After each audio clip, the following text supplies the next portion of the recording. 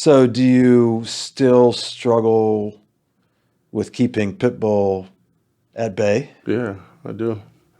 It's because it's what people expect.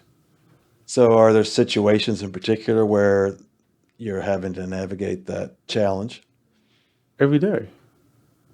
Every single day, no matter what. I can go to the yard right now and guaranteed somebody probably have an issue or some type of grievance they're going to try to bring to me.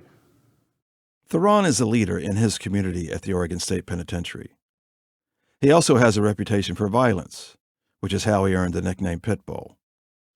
As a leader, he's often asked to help resolve conflicts, ones where emotions can run hot. When things start to boil over, Theron's old tendencies toward violence can emerge. He tells me about a time when he was trying to advise a young prisoner, one who was reluctant to change his behavior. That's when the aggression almost came out. Like, man, hold on, dog, check this out. I mean, do you know what are you trying to really this the avenue you want to go to? But then I had to catch myself. He's just a young dude. He's just a young guy. He don't want to be told what he do. So I got to make a decision. Let him do what he want to do and let the cards fall as they may, or put him in his place. But all that requires you to control your emotions. I have to, because in that moment I got upset. The old me would have probably slapped him right there, but it doesn't solve anything. Because now I'm in the hole for something I didn't even care about. For what? So controlling your emotions has been a big part of your transformation. It's the cream. It's the crop. Steve has also seen countless examples of prison aggression. That's a classic example of toxic masculinity, I would think. Yeah, they don't know how to talk it out, I guess. But So when you use the term toxic masculinity, what do you mean? just trying to puff your chest out and trying to be somebody that, I feel like a lot of people were putting on an act. It's toxic masculinity because it's not willing to step back and admit any of your faults, not willing to say, okay, I did that, my bad. What's the alternative, or what does non-toxic masculinity look like?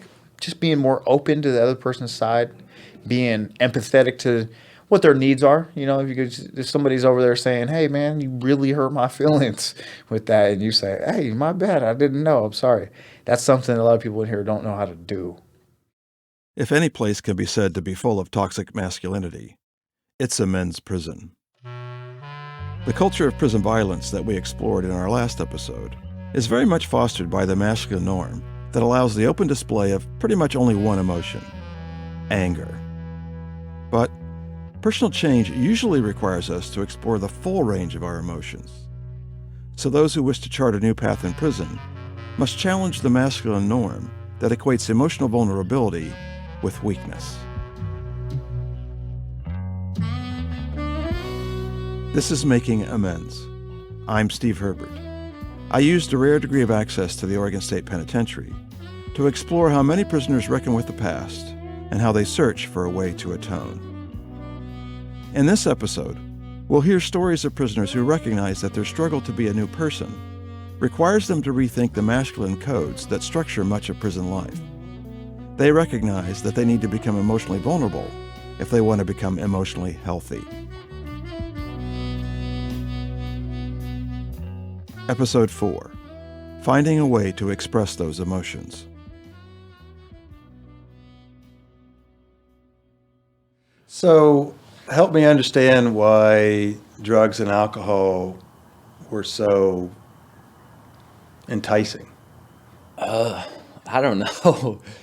I ask myself that a lot, and I really don't know. I think it's just because life is painful sometimes. Just like normal everyday life is painful and awkward, and isn't always the greatest feeling. But when you're high, it is. You're always in the greatest feeling. This is Cameron. We met him in our last episode. So I think it was a way for me to deal with just life.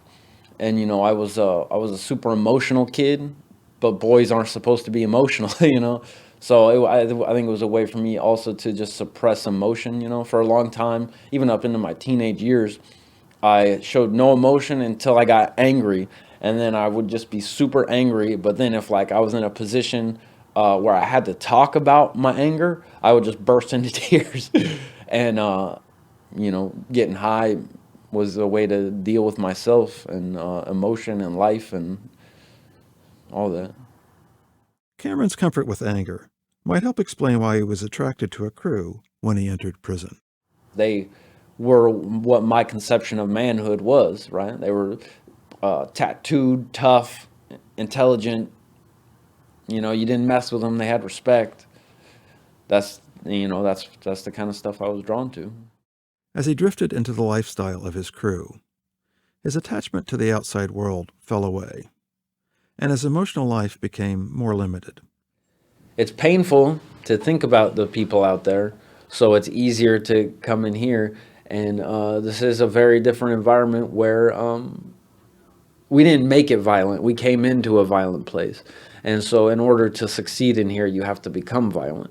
And you have to lower your empathy and harden yourself and all these other things. So these are survival tools in here, One morning in class, Cameron and his classmates talked openly about the potential costs of being vulnerable in prison.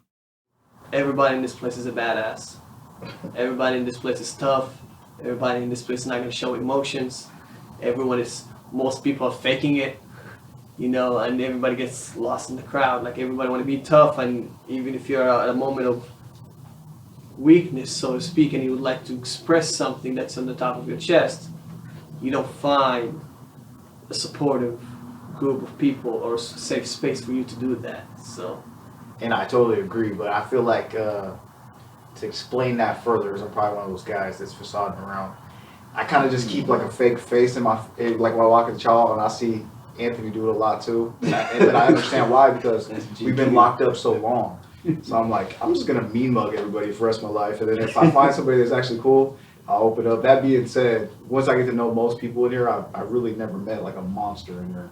Well, I think it has to do with being hurt. We walk into with a bunch of people and we put on that face saying, I'm not the one, like, don't hurt me because I'm not the one, You're not the one, don't mess with me. the one who's vulnerable. Yeah. But Cameron realizes that he must become emotionally vulnerable if he wants to travel the path toward atonement. And how much of your own transformation do you think has been about learning to understand and modulate your emotions? So that's something I'm still working on. Yeah. The only thing that was okay to express in prison, so my whole adult life, because I've been here my whole adult life, is anger. So any emotion tends to come out as anger. So trying to regulate that and deconstruct that is something I'm definitely still working on. Can you give me a for instance? So in math class, the other day, the professor marked a question on the test wrong. That was right. The answer was right there, circled, just like he wanted me to do it. And I went up to him and talked to him about it, and he was real dismissive, and I'll talk to you about it later, right? And anger just surged up in me, and I slammed my hand on the table, and when I sat back down, and I don't like that feeling because it feels like I don't have control. And so after I calmed down, I just had to think, like, why am I feeling like this? And for one, him being dismissive is a real trigger for me, because for one, I feel like as a child I probably didn't get enough attention, so being dismissed triggers that. And then in prison, I was affiliated, and I had status and everything my whole adult life. So people were never dismissive of me. They could love me or hate me, but what they weren't is dismissive. So going into this new cycle of life and these new patterns, I'm still getting used to, like, people are going to be dismissive of you. You got to get used to it. And so I think really what I'm working on now is finding a way to express those emotions without reverting to anger. Cameron is not the only person struggling with his tendencies toward anger and aggression. Terrence needed some time in prison before he fully understood the role his emotions played in his crime and how he needed to regulate them moving forward. I took a MVC class, which stands for Nonviolent Communication. That class allows you to be able to be aware of your emotions, help you to articulate your emotions in a way that's healthy instead of a way that's unhealthy. And in the end of the class, we have a mock parole board hearing. And I remember I had to sit in front of them, and they're asking me all these questions about why I did this and why I did that. And one of the older guys asked me, he said, why are you in prison? Could I kill someone? He's like, yeah. But why are you in prison? I'm like, I just told you. And he's like, no. You're not in here because you killed someone. You need to dig deeper and go back and go back and go back and find out exactly what it is that led to you killing this person. I didn't understand my emotions when I was younger and didn't really care about my emotions. I remember figuring out that my greed of money is what led me to be in that lifestyle anyway, which led to me killing. So therefore I had to figure out this greed that I have in me and whatnot, which comes from having the things I needed when I was younger, but not having everything I wanted. But I had to learn that, greed is not necessarily a bad thing, but depending on if you control it or if it controls you.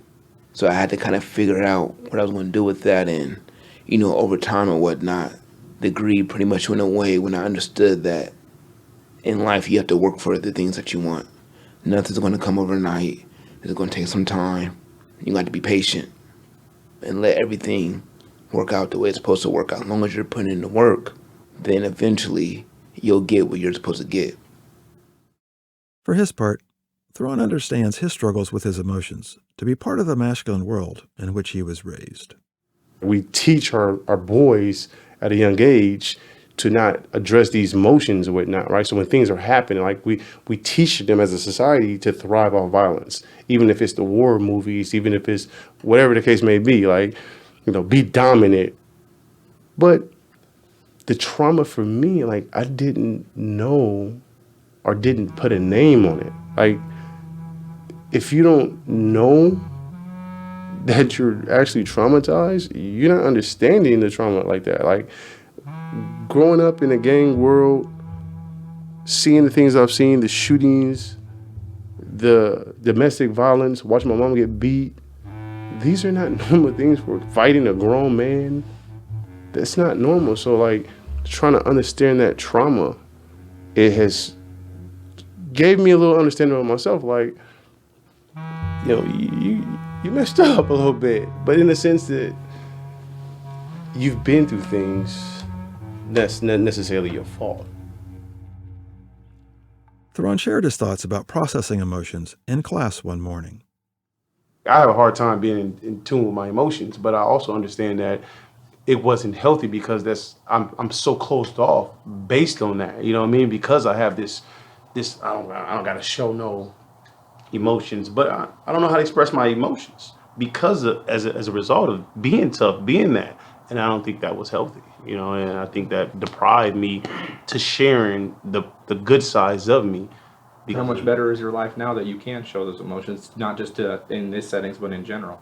How much more wholesome is your life? It's better, and I'm still struggling with it today. Like, it's even with the awareness of trying to being expressive, it's still that part that you spent most of your life cutting it off, and it's like you're trying to re-teach yourself on how to really feel, and it's difficult. I mean, but the progress that I have made, it's a world difference. Because I'm not bottling everything up. There's moments and there's people that I'm not afraid to actually speak to. Now, this setting is hard, obviously, but this is part of the challenge, right? To try to get that healthy mindset, that healthy ability of what it is to be a man.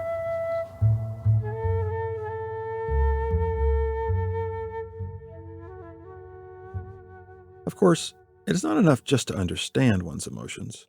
It is also necessary to control them. Here's one of the students, Tim, describing how he struggles with this. Violence has been a part of my life for a very long time, big and small. But these days, anybody that knows me from the previous couple decades of my life as opposed to the last few years, I'm almost unrecognizable. These days, most of the time, I just avoid it. But when a confrontation comes and takes place, I always try to have the conversation with myself beforehand on what I'm going to say. People see me talking to myself, walking laps. But what I'm doing is I know I'm about to walk into a situation where part of me just wants to go knock the dude's head off. And that's what the old part of me, we wouldn't even have gotten to the point of having a conversation. It wouldn't have been an option. To control emotions can therefore be a means by which violence is reduced. It can also help one to pursue a wider range of goals beyond just ensuring one's status on the prison yard. When I look back on like my decision making, I don't really see it as decision making. Like now I see like a distinct difference in when I'm making a decision now, like what's happening in my brain and what was happening then. You know, I can clearly see a distinct difference, and that's why I equate it so much to brain development. So elaborate more on that difference. I say all the time, I don't think I actually made a decision in my life until I was 26. You know, everything just kind of happened. Everything was just going with the flow. Like I didn't really make a choice and weigh all my options and the consequences of those options. Cameron pushes this idea in a class that he helps moderate, one where his peers are challenged to broaden their perspective about what it means to have a healthy approach to masculinity. We're dealing with a lot of guys that are still very stuck in the toxic masculinity and gang life and everything else. So we're not saying you're wrong. We're saying where are these cracks? You know, I think of it as like the first step on a paradigm shift is just questioning these things. And so when we say what kind of man do you want to be, often there's some disparity between what kind of man they want to be and then what kind of life they have been living up to this point. And your goal is to stay out of prison and be a good father, whereas hanging out on the corner with a pistol fit into that, you know. So just getting them to start those initial questions. Theron sees things in a similar fashion. I always say the saying, we can't be both a great gangster and a great man. And the reason why is because they conflict each other. So the gangster, his loyalty is to the objectives of the gang, versus the man's loyalty is to the objective of his families. So at some point, there will be an intersection that conflicts. You would be a horrible gangster to not go ride with your homeboys if at a time where your homeboys got shot. But you'll be a horrible dad, a horrible man to miss your kid's game because you're going to ride for your street. No matter how painful these reconsiderations of manhood might be, there is a sense that the pain can be worth it. Examining them things is like legitimately painful, you know? Like, you know, the fact that I feel like I'm a good person, but I did all these bad things, you know, and trying to meld the two is it's a hard thing to go through. And my paradigm shift, it was painful. It was literally painful having those thoughts. It is painful when we have to examine the fact that we've hurt people. But the flip side is that when we do examine it and do allow it to process, then there's those levels of hope. You know what I mean? The hope of the fact that we are healing, the hope that our pain and our suffering have some meaning to it. And as long as there's hope to find meaning in it, then there's hope to really process the pain. And of course, it is not like prisoners never find a way to express their more compassionate side. I mean, we can look in the visiting room. You know, we see guys go to the yard. They got kids, and you know, reputable guys, and you know, tough, stern, serious individuals. They go in the visiting room, and they got these little kids. They're changed because they're vulnerable in that very moment. They're vulnerable. They're being daddy. They're being uncle. They're being the man. And versus the gangster on the yard, the hardened convict, because they allow themselves vulnerable. So their violence on the yard, their violence in the past or whatnot is irrelevant to their true manhood, which is trying to be the head of their household and teaching real values. Because I think we all can agree that we don't teach our kids the values of prison. Very rare would you see a gang member teach his kids the gang values. No one with sense does that. You know, we're going to teach them the real values of what it is to be a man, taking care of the family. You know, so to me, that's true manhood. But that true manhood comes in accepting and being responsible and acknowledging that you can be vulnerable.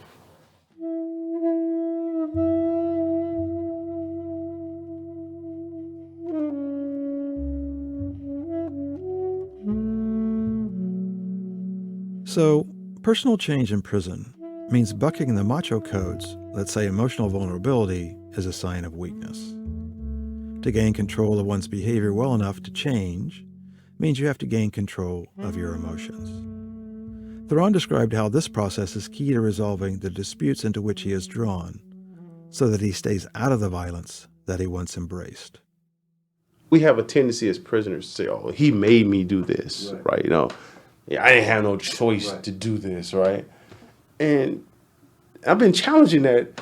Like, did he really make me do this? Or no, I had a choice. You know, like, I might not like the options that I have, but I do have a choice. I have the power of free will. You know, and like, he didn't make me feel upset.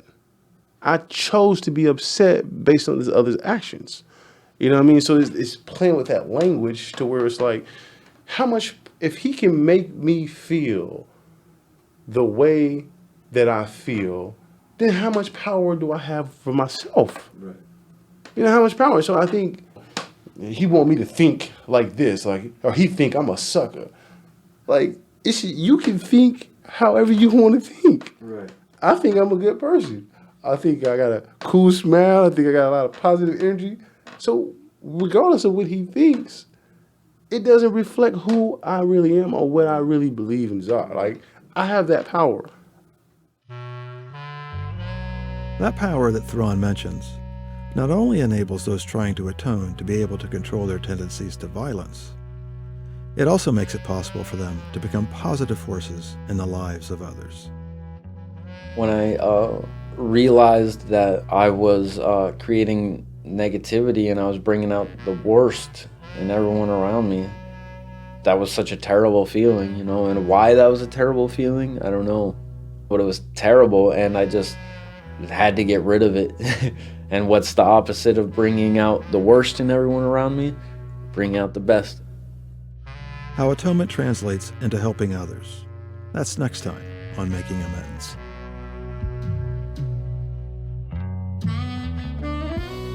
Making Amends is written and produced by me, Steve Herbert.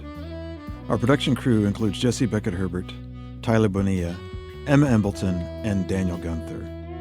Our website and marketing crew includes Nadra Fredge, Kate Borelli, and Liz Gardner. Music by Jesse Beckett-Herbert and Tony LaFave. Our theme song was recorded at the Oregon State Penitentiary with Austin Clark, Chad Hamlin, and Mitch Lewis. Recording assistance at the penitentiary provided by Chad Hamlin. Learn more at our website, makingamendspodcast.com. Please spread the word about this podcast and provide us a rating and a review. See you next time.